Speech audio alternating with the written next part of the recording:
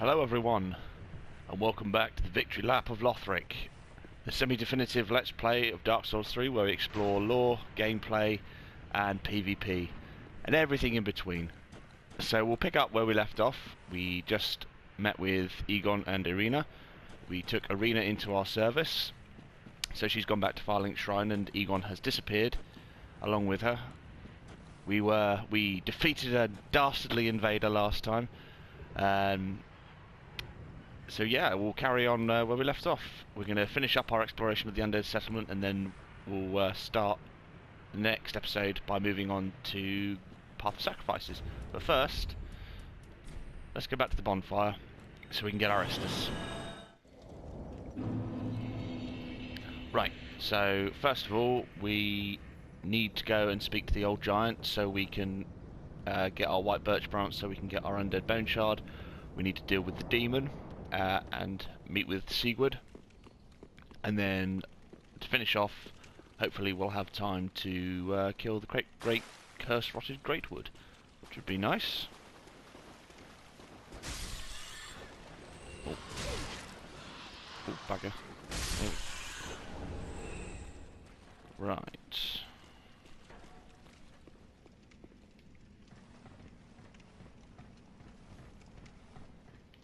Ooh. I won't bother putting the dry finger on because we're going to be going straight to Sigurd.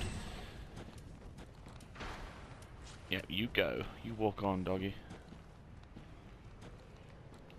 I'm going to have to kill these guys, otherwise they're going to run into me whilst I'm talking to Sigurd.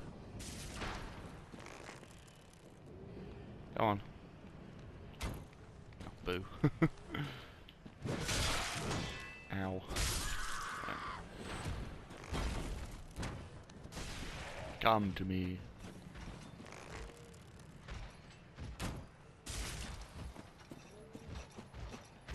You gonna fall off? No. Okay, of course you're not.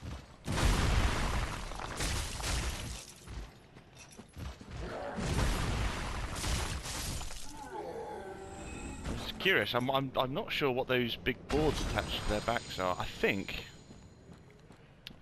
No, it can't be, because I was thinking that maybe the boards were there to help carry the cages there that get filled with people that they take along the Path of Sacrifices, but that can't be the case because we find ones with cages on their backs and they don't have that large wooden plank.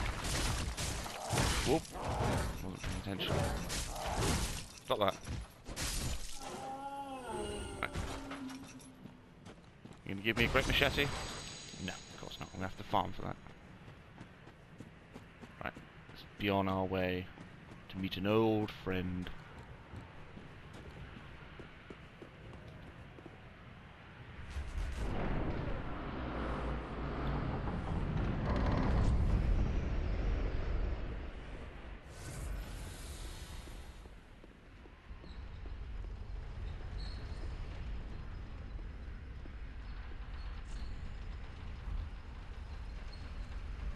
I think we all remember the first moment when we saw that glorious onion bastard walk off that elevator when we were on our first playthrough. I don't know, I remember. I was so happy.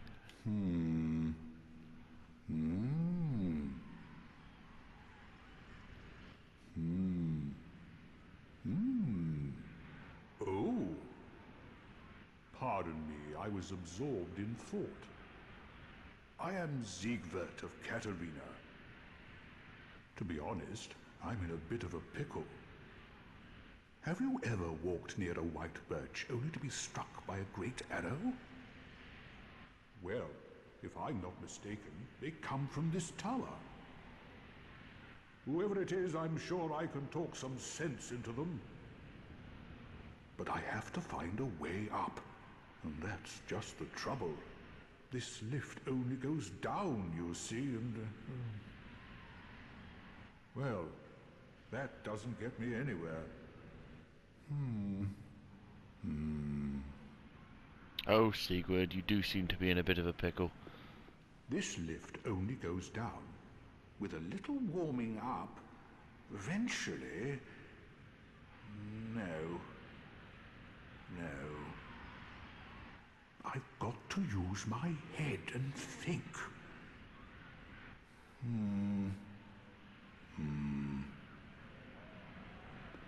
Right, so obviously Siegmeyer from Dark Souls 1, his legacy lives on. Katarina still exists. At least we can assume Katarina still exists and is still producing these glorious oniony bastards. This lift. Right, so we need to solve this puzzle for him.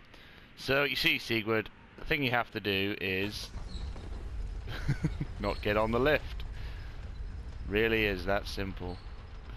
I think I remember the first time I did this.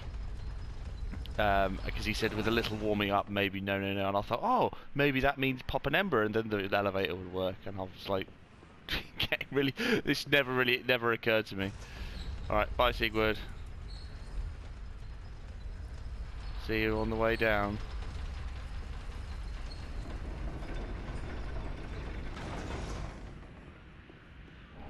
Right, so now we get to meet the bastard who's been firing arrows at us this entire time.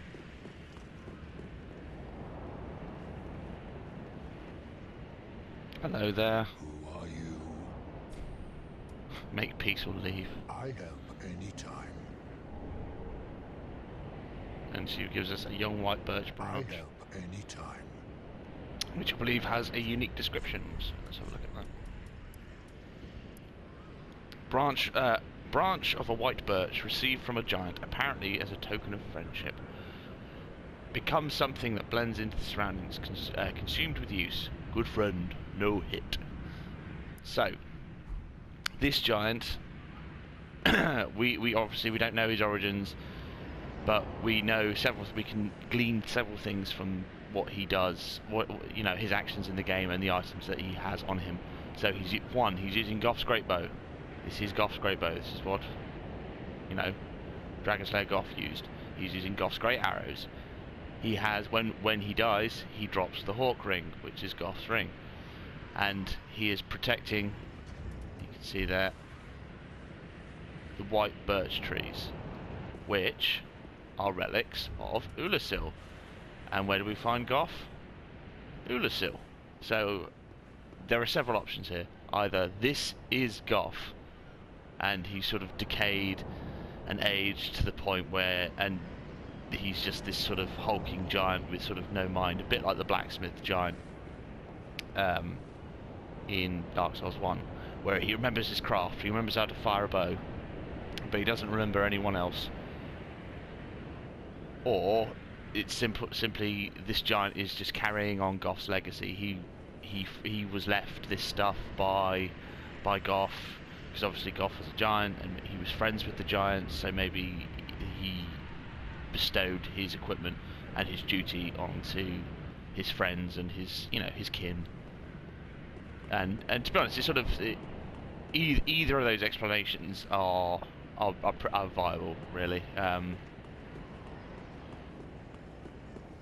I'd like to think that this is Goth, and he's sort of aged and decayed to this sort of decrepit state. And you see, like, along with all the other giants that we meet, he's got chains and he's got stuck there, like iron pins stuck in his leg, and his skin is all flayed. So he's been enslaved. So he's had a rough life, whoever this chap is, whether it's Goth or anyone else. But it has to be. I think I'm 90% sure that this is Goth. And when he says, I help any time, that is what the giant says, the blacksmith giant says in Dark Souls 1, one of the first dialogues you have when you meet him, and one of his finishing lines is, I help any time. So I help any time. And we know that Goth was friends with the blacksmith giant, so yeah, it's one of those things we won't know. And either which way, whether he is Goth or whether he's just carrying on Goth's legacy, this story plays out the same. But so now he will be non-hostile to us. Unfortunately, although he says I help any time, he won't help us with the fucking demon when we go and fight him, which would be insanely useful. Oh, hello, Sigurd. So you figured out the lift finally. Ah, oh, don't disappear like that. You had me downright worried. But thanks to you, an epiphany has struck me square in the head. I've unraveled the riddle of this inscrutable lift. Well done, Sigurd. Ooh, what's that down there, Sigurd? On some days I begin to doubt myself. I went up the tower, so I thought, then somehow ended up here.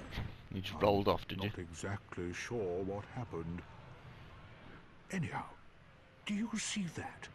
That humongous beast? I certainly do. I'm no coward and I've a steady hand, but that thing makes my skin crawl. Now, think twice before you go down that road. Well, I kind of want to get over there. There's some cool items. There's some cool shit over there. I'm going to probably need your help. I could try talking some sense into him. No, I think not. He's far too overheated. I've got to use my head and think.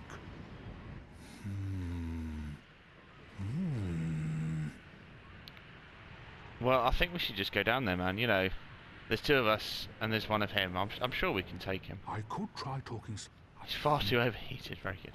Okay, let's just... so we've got the flamestone plate ring on. That'll help us a great deal. We've got some gold pine resin. Let's use that. Let's put the dank weeds on. So before we go down and kick this guy's ass, we have to question why we have a demon from Izalith down here in the Undead settlement. It's very interesting that he's here. I mean, you know, the only place that demons come from is Izalith.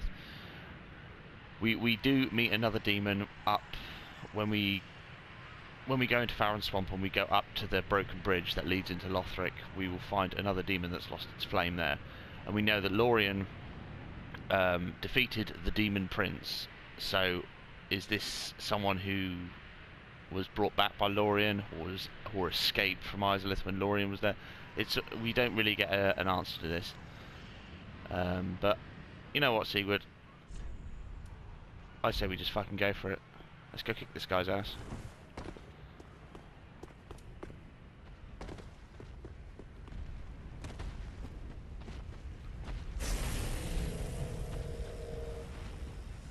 Alright, chumps, let's do this. Leroy Jenkins! Go on, mate. Sigurd, help me.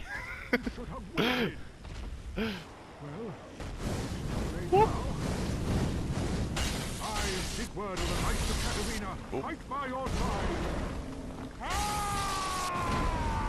Go on, Sigurd, let's fucking do this. Yes, cast Sacred Oath. That was easy. You were no help at all. But thank you for Sacred Oath. We get a fire gem. We'll be using that. Hopefully in the next part. But well done, Sigurd. You really fucking pulled us through that. I don't know what I would have done without you. That was quite a performance. But you mustn't get in over your head. We Unkindled must put our duties first. But for the moment, we've a toast to make. Well, thank you very much. Your valor, my sword, and our victory together. Long may the sun shine. See, he has to be a sunbro. Sigurd has to be a sunbro. Long may the sun shine indeed. Where is it? I really like this gesture. Best gesture in the game. So what are we going to do now, Sigurd? Well, I'm going to have myself a little nap. The only thing to do, really, after a nice toast. Will you enjoy that, will you? He just fucking falls asleep. Oh, Sigurd. You so cray. But we love you. And so we get our sleep gesture as well. So alright. Nighty night, Sigurd. We'll see you again. Alright, let's go pick up our spoils of war. Well, first let's read some of the items we've got. So we've got a Siegbrow from Sigurd. Special brew of Sigurd of Katarina. Perfect for travel, and it's jolly barrel mug. Oh, mate, I would love to have a sort of a replica of that. That would be so fucking cool. Restores HP and temporarily boosts frost resistance. Leave it to Sigurd to discover a drink that even an undead can enjoy. Perhaps his long years spent undead have left him wanting to drain a cup or two and revel as if he were still among the living. So yes, we know people from Katarina are jubilant, as in jubilant Katarinas. So he's a jolly fellow and he likes to have a good old drink. And I think we can all agree on that. Oh yeah, and we got a fire gem as well, didn't we? Not much lore on this. A gem of infused titanite, found in rare cases inside demons. Can be infused to create fire weapons. So yeah, found inside demons. We just fought a demon, so we get a fire gem. So hooray!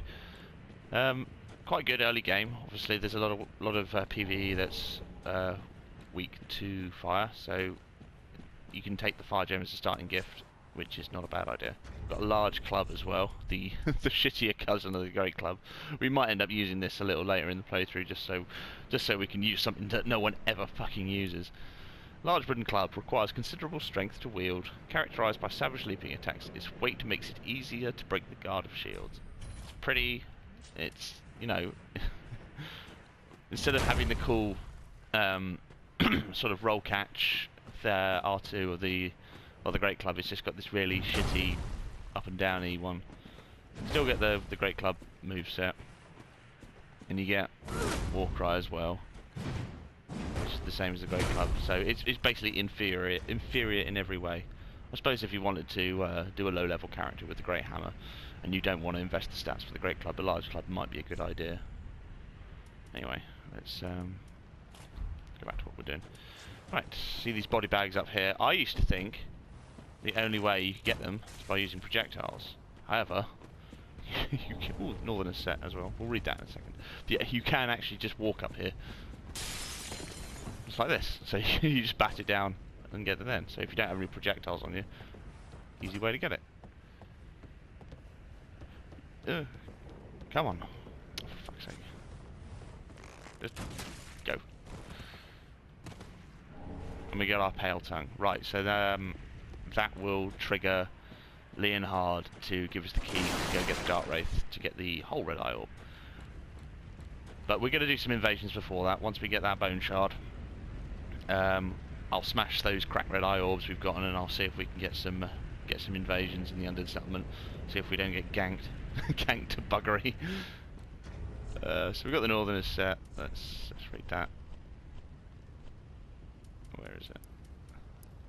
Iron helm of a stalwart northern warrior, engraved with an ornate pattern. Iron defensive wear grants superior stability. From being from the north, it should also offer resistance to cold. So the Northern set has good innate frostbite resistance, and you get a decent amount of defense and poise from the Northern set. It's the warrior's starting class set, really. We'll use that a little bit later. And we got a pale tongue as well.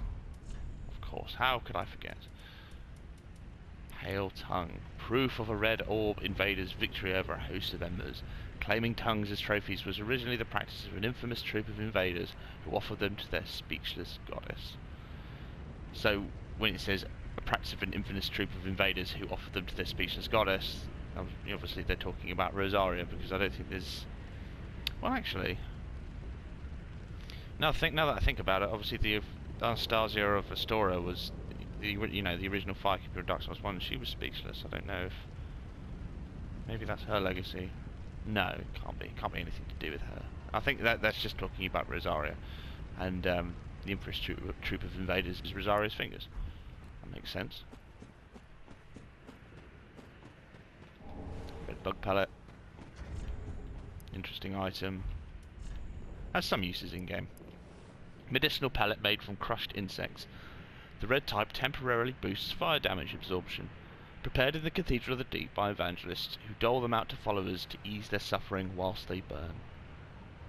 So once we get to the Cathedral of the Deep, we'll see that the Hollows do indeed like to self-immolate, and so obviously they're given by the evangelists to ease their pain whilst they fucking cook themselves alive. And so are they cleansing by fire, cleansing impurities by fire? You know, not an unheard of concept. Right. We've got some of these cage dudes, cage spiders. So now because we've got the longbow, we can just take these out from range. You don't have to get in close and get clipped by their flailing limbs. Get another alluring skull, very useful item. Often forgotten about the alluring skulls, but they are very, very useful in this game.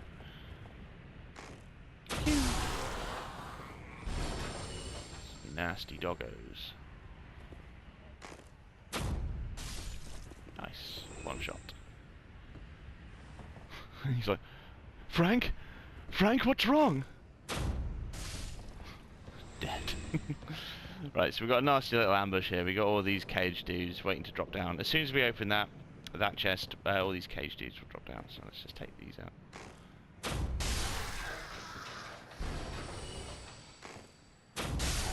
Use the weapon up, we can one-shot these guys.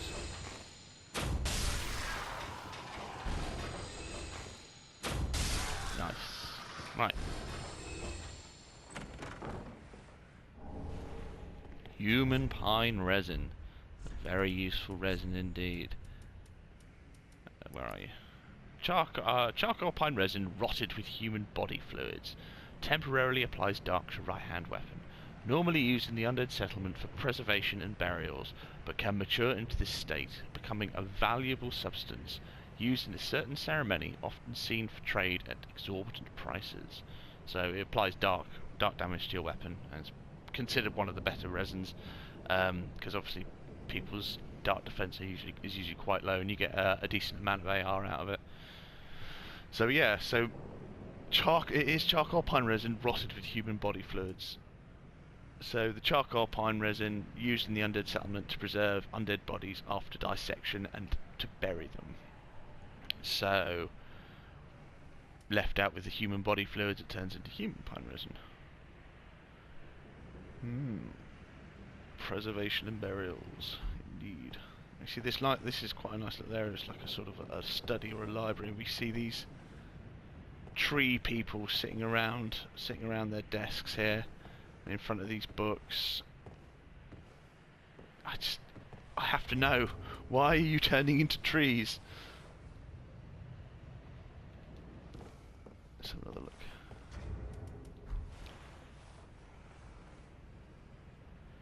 So they're not unlike the skeletons we found down in that sewer, where sort of their entire body is consumed by roots. Maybe once the skeleton rots away, that's all that's left. People turning into trees. The final stage of the curse. I have a feeling that's what that is. Right, we could just run straight past these evangelists, but nah, ain't about that life. Do you like some fire, bitch? No.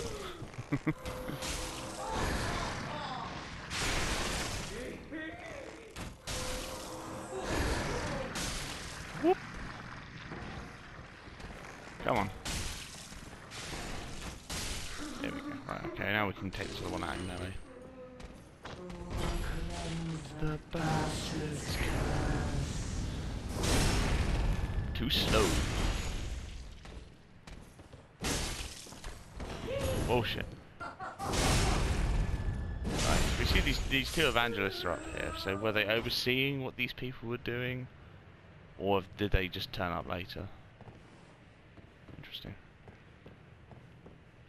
Maybe sort of the whole people turning into trees thing is the doing of the evangelists. Essentially.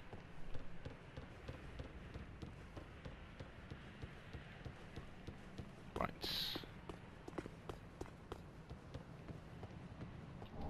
Flynn's Ring. Another Dark Souls 2 reference.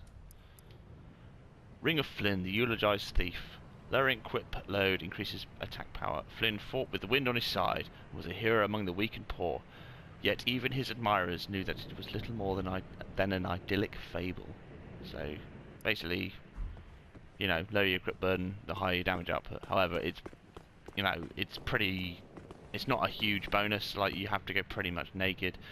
I suppose it synergizes quite well with Dragon Form, where you can't have any armor on you. So I suppose it would synergize quite well then. But it's sort of the damage you get by being naked, and just having one weapon on you is still...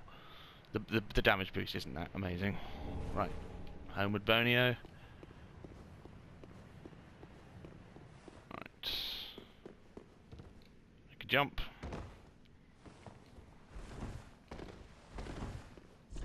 You. The mirror set. Minus Lucatiel's mask, but we can get that later. So yeah, the land of mirror. What's it doing in the... What's this doing in the Undead settlement, eh? Garb worn by mirror knights sent on journeys. This hard leather vest is bestowed upon proven knights. Knights travel afar to fulfill their sacred duties, but few are ever able to deliver on their vows. So we shouldn't assume that this is specifically Lucatiel's garb, because it just says worn by mirror knights. And we know in Dark Souls 2 that when we fight Lucatiel's brother, he's wearing the exact same exact same armor set. So it could be any mirror knight. And it says they were sent out on journeys, and the journey could end up in the Undead settlement. Who knows? Maybe Mirror, the land of Mirror, still exists in this timeline. We just don't know. And don't forget, finally a good ring, the Chloranthy ring. Very good ring. What am I doing? Let's get rid of Blue Tearstone. Fuck Blue Tearstone. An old ring is named for its decorative green blossom, but its luster has long since faded. Raises stamina recovery speed. We find the +3, more of note, we find the +3 version of this ring in Ring City, on a statue of Gwyn. He is handing it to a pygmy, and it's sort of, a lot of people speculate that sort of the grass and the green sort of represents Princess Filianor, in Gwyn is gifting Filianor to the pygmies, and I think that might be a retcon of sort of things like the Chloranthy ring and the Grasscrest shield and things like that. But anyway, so yeah, we've got a little bit of stamina recovery. It's not as noticeable as it was in the first game, because they've I really don't like the whole +1 and +2 ring things. I find that insanely annoying. I didn't like it in Dark Souls 2, and I don't like it in Dark Souls 3. It's like, just add new rings, or make the existing rings more potent. Like, really. Okay, right, so I think we might be able to go and deal with the Curse Rite Greatwood. How much Estus have I got? Yeah. Might not be a bad idea. Alright, let's see what we can do.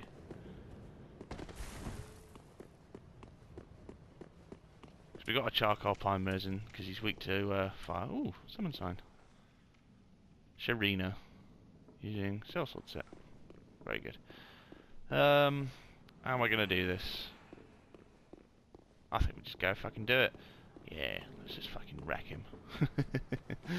Right, I think you have to kill 3 hollows before he activates, or it's if you get close to the tree, he'll activate, or if you kill 3 hollows. 1, 2,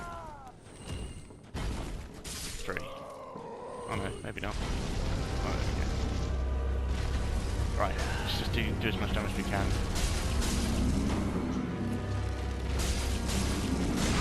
Right, there's one. This is ball sack gone. Right, quickly. Here we go, there's another one. Right. Green Blossom. And then boom.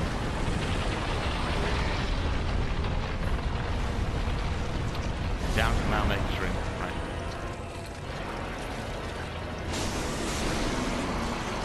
Oh shit, that hand's gonna fucking wreck me. Oh god. I don't want to die to the Greatwood. Ow. Not like this. Oh shit.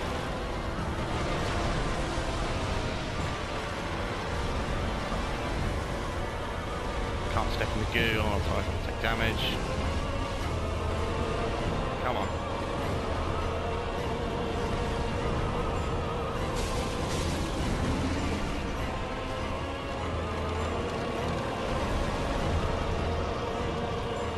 Buff. Come on. There we go. Oh.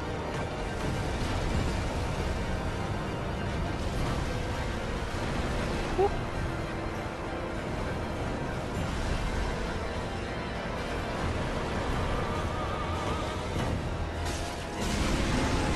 Another one. that. There we go, done. Nice one. Really enjoy that boss. I know it's a little bit gimmicky with attacking its weak spots, but you know, good fun nonetheless. Excellent. Right, so we've done we killed the curse-rotted Greatwood, and we got our transposing key on that we can give to Ludleth of Thurland. Excellent. Excellent, excellent, excellent. But unfortunately in the scuffle, Hodrick got smushed. So, I'm sorry, Hodrick. Innocent bystander in all this. But you shouldn't have fucking invaded me. Not the last we'll be seeing of you, though. Right, so we got our transposing kiln.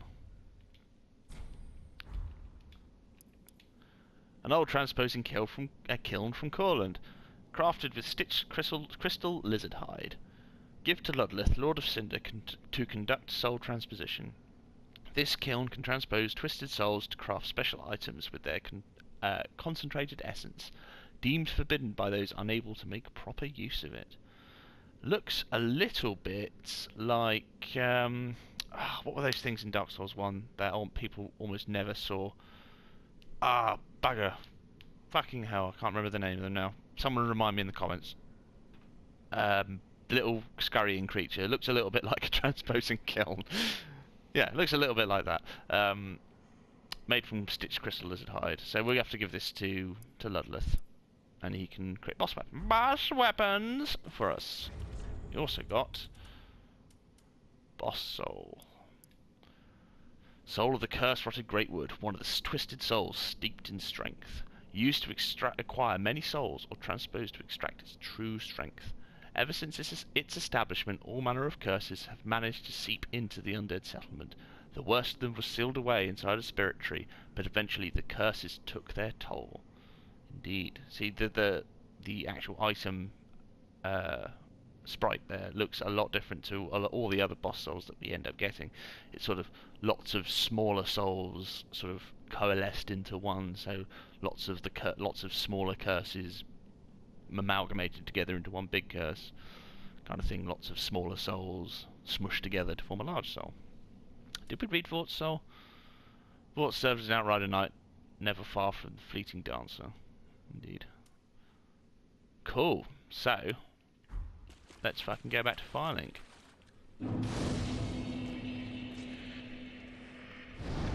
Actually, before we do that,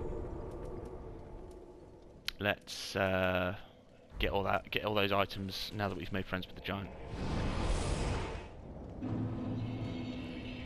Right, let's just make a quick run to pick up all the shinies. There's a few key items that we need to get. Come on. Don't ignore me.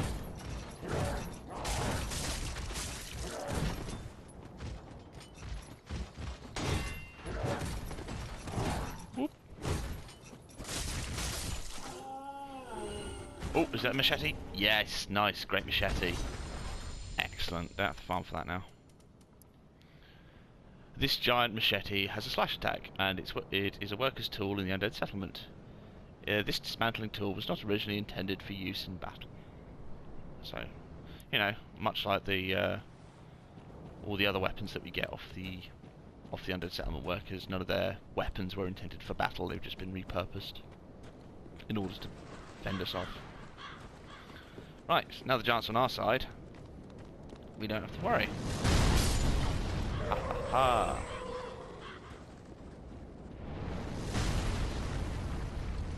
Now all the shinies will be mine. Whoopsie daisy.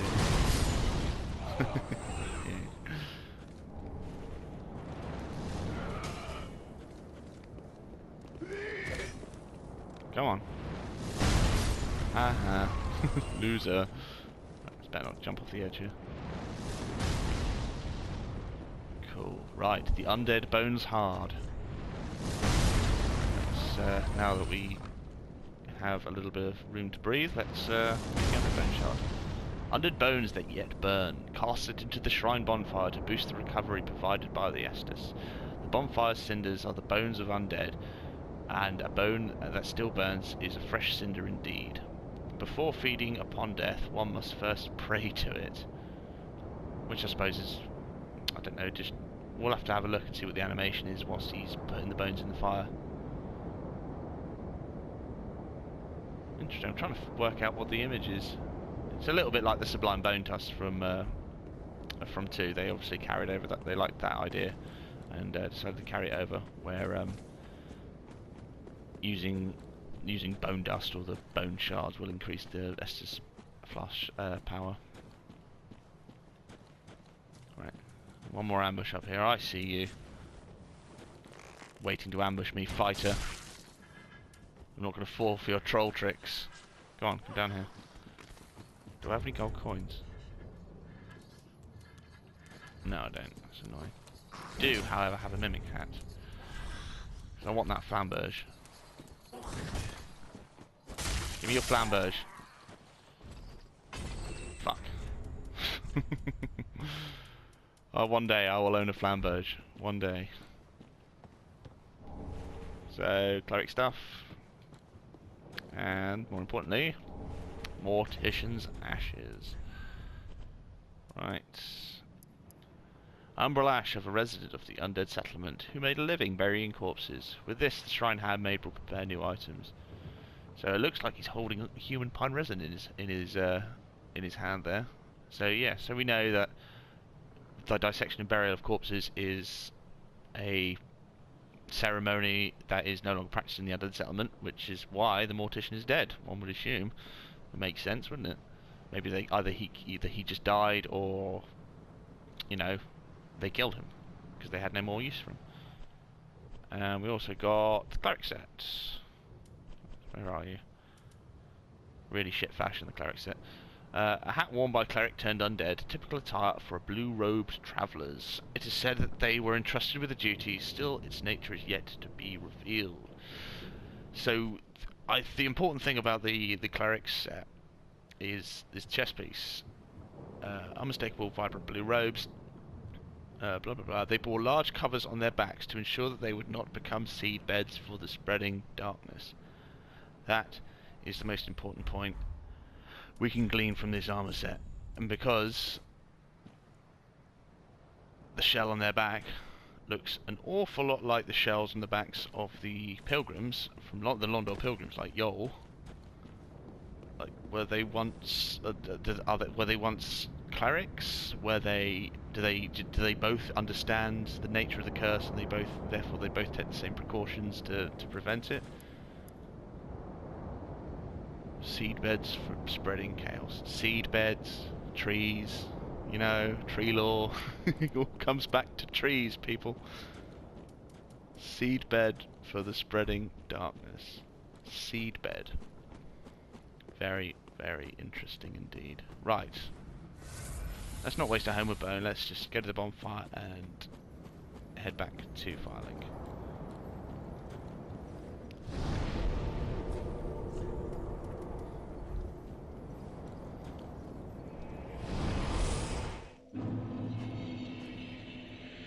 Right, so we've got a few things to do here, so let's burn this undead bone shard.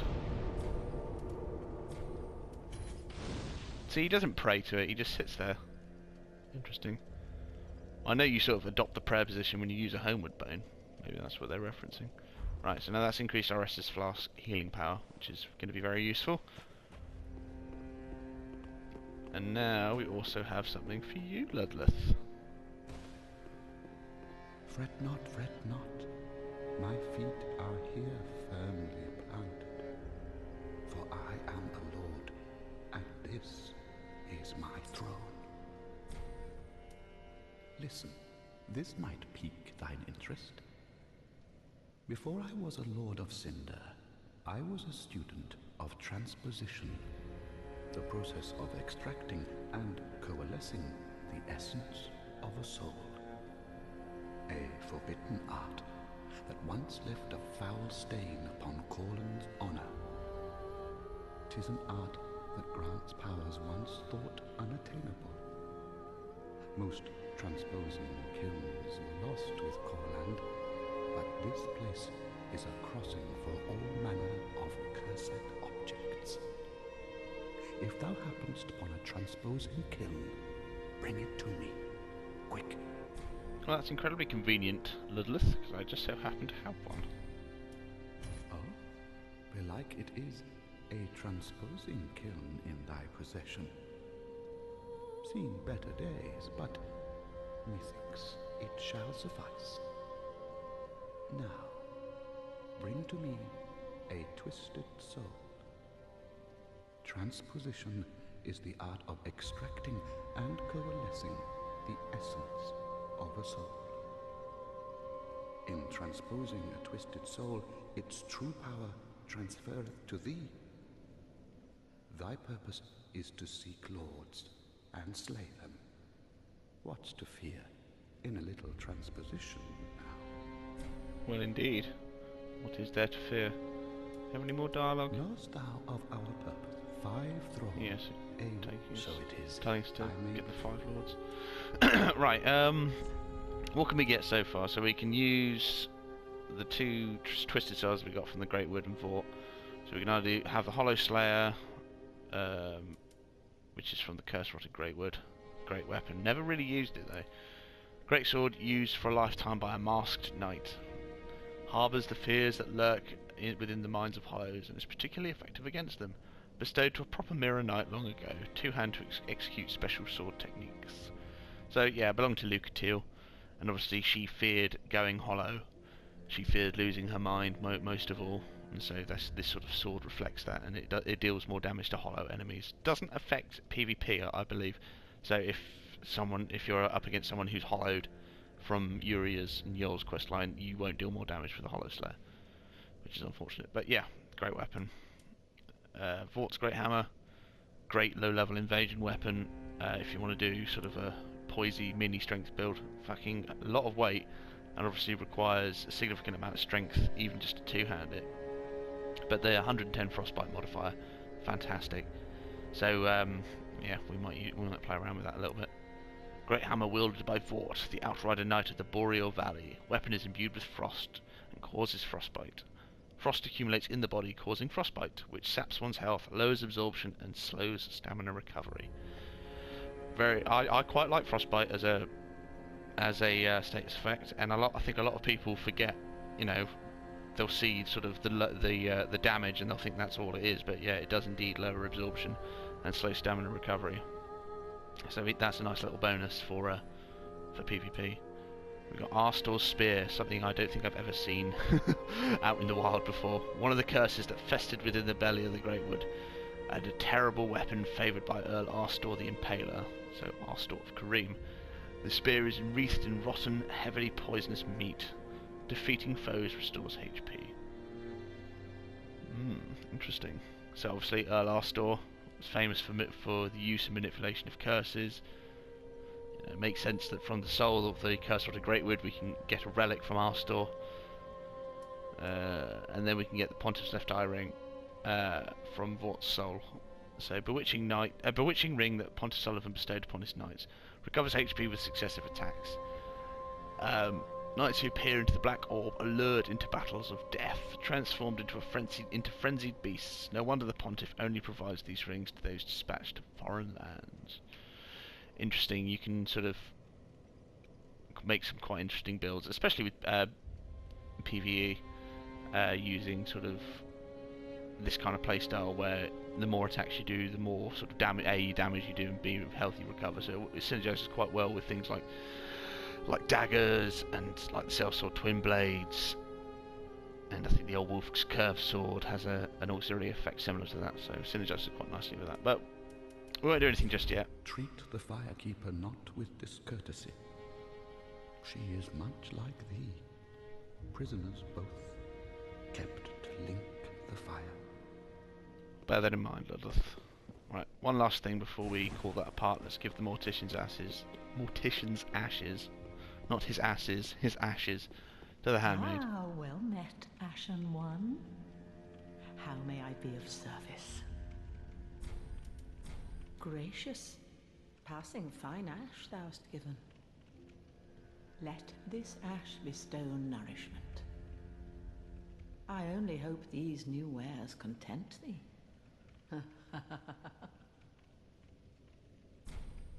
Right, so that gives us access to I don't know if we had already had access to charcoal pine bundles, but yeah, we get charcoal pine bundles and resins, 3 human prime resins, some alluring skulls, the key to the grave, which we've already been and explored backwards, and